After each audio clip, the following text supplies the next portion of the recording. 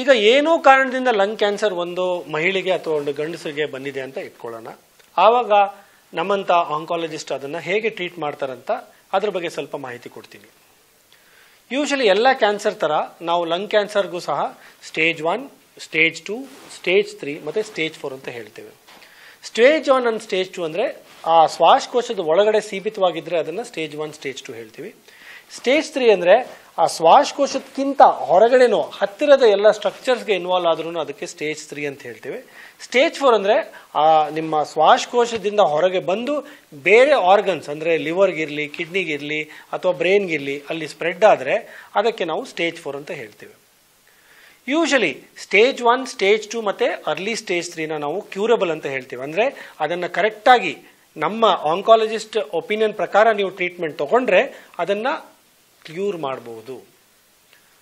Cure percentage stage ಮೇಲೆ variation ಆಗುತ್ತೆ. For example stage 1 ಇದ್ರೆ ಕ್ಯೂರ್ ರೇಟ್ ಹೆಚ್ಚಾಗುತ್ತೆ, ಸ್ಟೇಜ್ 2 ಅಂದ್ರೆ ಸ್ವಲ್ಪ ಕಡಿಮೆ ಆಗುತ್ತೆ, ಸ್ಟೇಜ್ 3 ಅಂದ್ರೆ ಸ್ವಲ್ಪ ಕಡಿಮೆ ಆಗುತ್ತೆ. ಸೊ ಸ್ಟೇಜ್ಗೆ ಏನಕ್ಕೆ ನಾವು ಡಿವೈಡ್ ಮಾಡ್ತೀವಿ ಅಂದ್ರೆ ನಮ್ಮ ಟ್ರೀಟ್ಮೆಂಟ್ ಪ್ಲಾನಿಂಗ್ ವೇರಿಯೇಷನ್ ಇರುತ್ತೆ, ಮತ್ತೆ ಇವನ್ ಕ್ಯೂರ್ ರೇಟ್ ಸಹ ವೇರಿಯೇಷನ್ಸ್ ಇರುತ್ತೆ. ಈಗ ಯೂಶಲಿ ನಮ್ಮ ಹತ್ರ ಸ್ಟೇಜ್ 1 ಅಥವಾ ಸ್ಟೇಜ್ 2 ಬಂದ್ರೆ ಅಂತ ಪೇಷಂಟ್ಸ್ಗೆ ನಾವು ಇಮಿಡಿಯೇಟ್ ಆಗಿ ಆಪರೇಷನ್ ಮಾಡೋಕ್ಕೆ ಬಯಸ್ತೇವೆ, ಅವರಿಗೆ ಅದನ್ನ ಅಡ್ವೈಸ್ ಕೊಡ್ತೀವಿ. ಈಗ ಏನಕ್ಕೆ ಆಪರೇಷನ್ ಮಾಡೋದು ಮುಖ್ಯ ಅಂದ್ರೆ ನಾವು ಆ ಫುಲ್ ಗಂಟನ್ನು ಆ ಶ್ವಾಸಕೋಶದಲ್ಲಿ ಕಂಪ್ಲೀಟ್ ಗಂಟನ್ನು ತೆಗೆದು ಅದಕ್ಕೆ ಒಂದು ಸ್ವಲ್ಪ ಸೇಫ್ ಮಾರ್ಜಿನ್ ಕೊಟ್ರೆ ಆವಾಗ ಆಲ್ಮೋಸ್ಟ್ ನಾವು 99.9% ಕ್ಯಾನ್ಸರ್ನ ತೆಗೆದಂಗಾಯ್ತು. ಅದಾದ್ಮೇಲೆ ಕೀಮೋಥೆರಪಿ ಮತ್ತೆ ಇಮ್ಯುನೋಥೆರಪಿ ಒಟ್ಟಿಗೆ ಅದು ಸೇರಿಸಿ ಆ ಪೇಷಂಟ್ಗೆ ಟ್ರೀಟ್ಮೆಂಟ್ ಕೊಟ್ರೆ ಆ ಮಿಕ್ಕಿದ್ದು 0.1% ಸೆಲ್ಸ್ ಇರುತ್ತಲ್ವಾ, ಮತ್ತೆ ರಕ್ತದಲ್ಲಿ ಕೆಲವು ಅದು ಲೀಕ್ ಆಗಿರೋದು ಕೆಲವು ಟ್ಯೂಮರ್ ಸೆಲ್ಸ್ ಇರುತ್ತಲ್ಲ ಅದನ್ನೆಲ್ಲ ನಾವು ಸಾಯಿಸ್ತೀವಿ. ಅದರಿಂದ ಕ್ಯೂರ್ ಸಾಧ್ಯವಾಗುತ್ತದೆ. ಸ್ಟೇಜ್ 3 ಅಲ್ಲಿ ಕೆಲವು ಸರಿ ನಾವು ಪೇಷಂಟ್ಗೆ ಆಪರೇಷನ್ ಮಾಡೋಕ್ಕಾಗತ್ತಾ ಇಲ್ವಾ ಅಂತ ನಾವು ಡಿಸೈಡ್ ಮಾಡ್ತೀವಿ. ಅದರ ಮೇಲೆ ನಾವು ಡಿಸಿಷನ್ನ ತಗೊಳ್ತೀವಿ. ಈಗ ಆಪರೇಷನ್ ಮಾಡೋಕ್ಕಾಗತ್ತಾದ್ರೆ ಹೇಗೆ ನಾವು ಸ್ಟೇಜ್ 1, ಸ್ಟೇಜ್ 2ಗೆ ಟ್ರೀಟ್ ಮಾಡಿದ್ವಲ್ಲ ಆ ಥರನೇ ಸರ್ಜರಿ ಮಾಡಿ ಅದಾದ್ಮೇಲೆ ಕೀಮೋಥೆರಪಿ ಮತ್ತೆ ಇಮ್ಯುನೋಥೆರಪಿನ ಕೊಡ್ತೀವಿ. ಕೆಲವು ಸರಿ ಏನಾಗುತ್ತಂದ್ರೆ ಆ ಟ್ಯೂಮರ್ ಸೈಜ್ ತುಂಬಾ ಹೆಚ್ಚಾಗೋದ್ರಿಂದ ನಾವು ಕಂಪ್ಲೀಟ್ ಶ್ವಾಸಕೋಶವನ್ನು ತೆಗಿಯೋಕ್ಕಾಗಲ್ಲ. ಅಂತ ಟೈಮಲ್ಲಿ ನಾವು ರೇಡಿಯೇಷನ್ ಥೆರಪಿ ಮತ್ತೆ ಇಮ್ಯುನೋಥೆರಪಿ ಮತ್ತೆ ಕೀಮೋಥೆರಪಿನ ಸೇರಿಸಿ ಆ ಟ್ಯೂಮರ್ನ ಆದಷ್ಟು ಕಡಿಮೆ ಮಾಡೋಕ್ಕೆ ಪ್ರಯತ್ನ ಮಾಡ್ತೀವಿ. ಅದಾದ್ಮೇಲೆ ಆ ಟ್ಯೂಮರ್ನ ಇಮ್ಯುನೋಥೆರಪಿಯಲ್ಲೇನೆ ಕಂಟ್ರೋಲ್ ಮಾಡೋಕ್ಕೆ ನೋಡ್ತೀವಿ. ಒಂದೊಂದ್ಸರಿ ಕ್ಯೂರ್ ಮಾಡೋದು ಕಷ್ಟ ಆಗುತ್ತೆ, ಬಟ್ ನಾವು ಪ್ರಯತ್ನಗಳು ಮಾಡ್ತೀವಿ. ಸ್ಟೇಜ್ 4 ಅಲ್ಲಿ ಸರ್ಜರಿಗೆ ಏನು ಮೇಜರ್ ರೋಲ್ ಇಲ್ಲ, ರೇಡಿಯೇಷನ್ಗೆ ಮೇಲೆ ಏನು ರೋಲ್ ಇಲ್ಲ.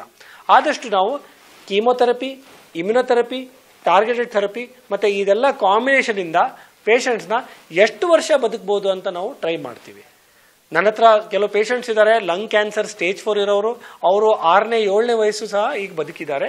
ಸೊ ಸ್ಟೇಜ್ 4 ಇದ್ರೆ ಅದಕ್ಕೆ ಗಿವ್ ಅಪ್ ಮಾಡಬೇಕಂತಿಲ್ಲ. ನಾವು ಟ್ರೀಟ್ಮೆಂಟ್ ಕರೆಕ್ಟಾಗಿ ಕೊಟ್ರೆ ಕೆಲವು ಜನರಿಗೆ ರೆಸ್ಪಾನ್ಸ್ ಚೆನ್ನಾಗಿ ಬರುತ್ತೆ ಅಂಡ್ ತುಂಬಾ ವರ್ಷಗಳನ್ನು ಇರೋಕ್ಕೆ ನಾವು ಸಾಧ್ಯ ಮಾಡಿಸಬಹುದು. ಸ್ಟೇಜ್ 4 ಕ್ಯಾನ್ಸರ್ಗೆ ಟ್ರೀಟ್ ಮಾಡ್ಬೇಕಂತ ನಾನು ಹೇಳಿದ್ನಲ್ವಾ, ನಾವು ಕೀಮೋಥೆರಪಿ, ಇಮ್ಯುನೋಥೆರಪಿ ಮತ್ತೆ ಟಾರ್ಗೆಟೆಡ್ ಥೆರಪಿ ಯೂಸ್ ಮಾಡ್ತೀವಂತ.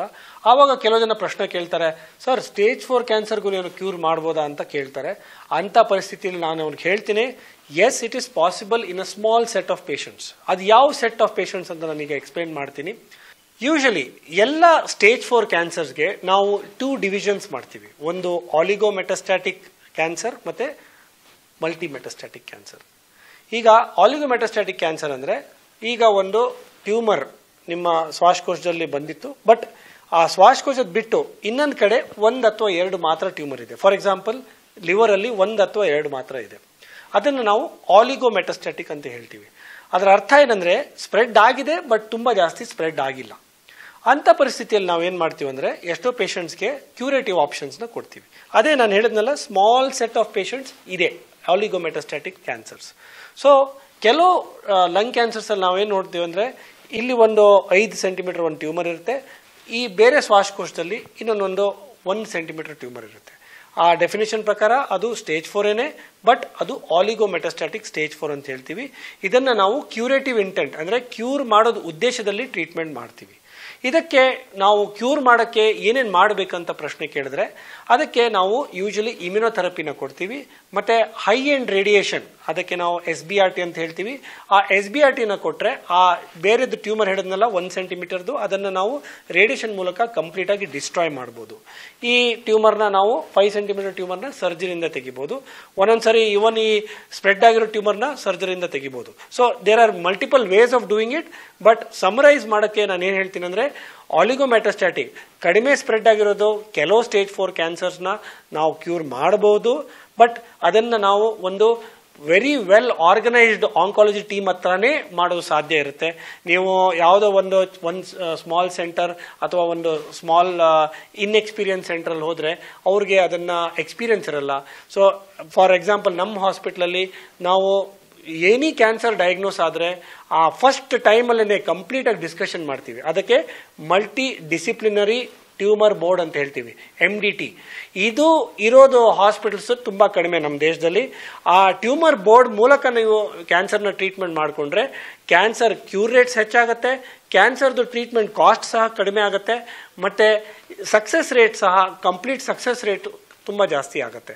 ಸೊ ಪ್ಲೀಸ್ ರಿಮೆಂಬರ್, ಸ್ಟೇಜ್ 4 ಇವತ್ತಿನ ಕಾಲದಲ್ಲಿ ಕ್ಯೂರ್ ಮಾಡಬಹುದು, ಬಟ್ ರೈಟ್ ಎಫರ್ಟ್ಸ್ನ ರೈಟ್ ಸ್ಟೆಪ್ಸ್ನ ತಗೊಳ್ಬೇಕು. ಲಂಗ್ ಕ್ಯಾನ್ಸರ್ಗೆ ಹೇಗೆ ಪ್ರಿವೆಂಟ್ ಮಾಡೋರು ಡಾಕ್ಟ್ರೆ ಅಂತ ಕೆಲವು ಜನ ನನಗೆ ಆನ್ಲೈನಲ್ಲಿ ಕೇಳ್ತಾರೆ.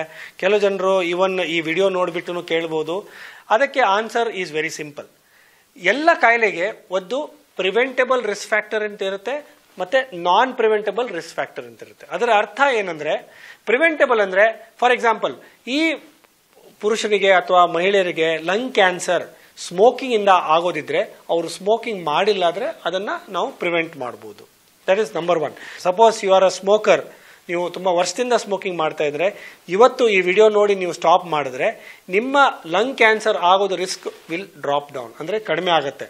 So remember, there is no real actual time to quit. ನೀವು ಯಾವಾಗ ನೀವು ಅದನ್ನು ಕರೆಕ್ಟಾಗಿ ಡಿಸಿಷನ್ ತಗೊಳ್ತಿರೋ ಆ ಟೈಮಲ್ಲಿ ಕ್ವಿಟ್ ಮಾಡಿದ್ರೆ your chances of developing lung cancer will definitely reduce.